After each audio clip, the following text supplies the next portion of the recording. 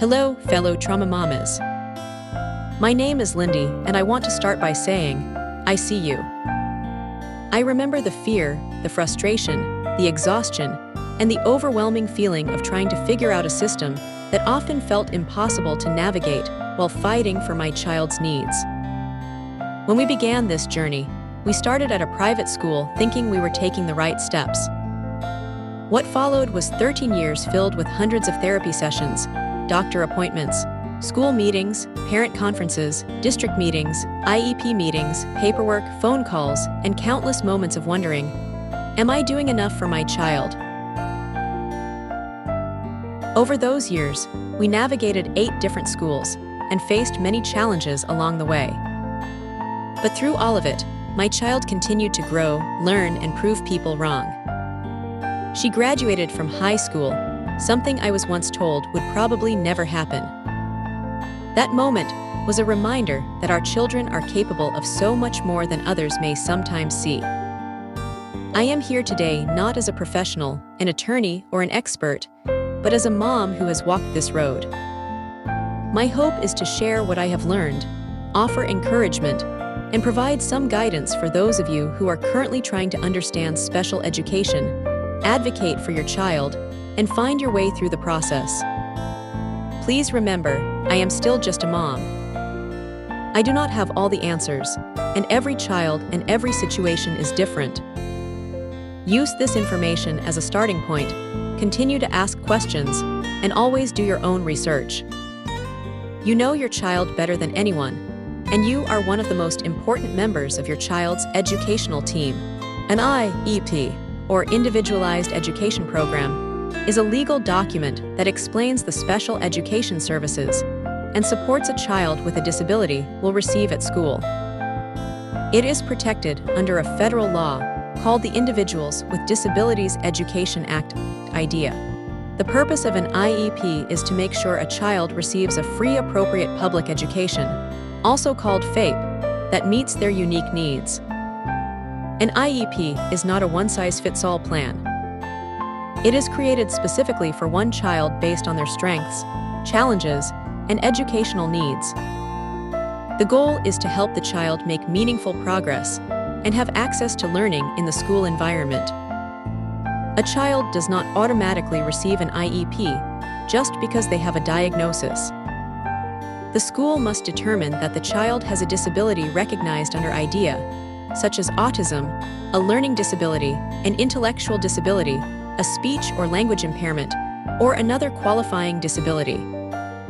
The disability must also affect the child's education and create a need for specialized instruction. The IEP begins by describing the child's current abilities, including academic skills, communication, behavior, social skills, and daily functioning. This section helps the team understand where the child is successful and where additional support is needed. The IEP then includes annual goals. These are specific skills the child will work on during the school year. Goals may focus on academics, communication, behavior, independence, social skills, or other areas related to the child's needs. Progress toward these goals is measured throughout the year. The IEP explains the special education services the child will receive.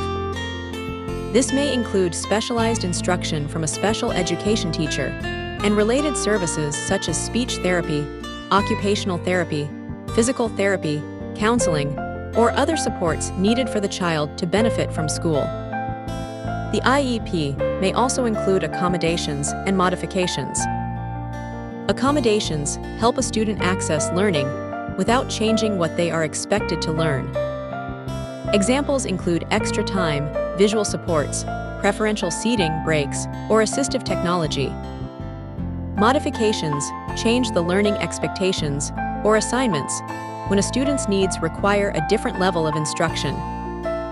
Another important part of the IEP is placement. The law requires schools to educate students in the least restrictive environment (LRE). This means students should be included with their peers, without disabilities as much as possible, while still receiving the supports they need to be successful.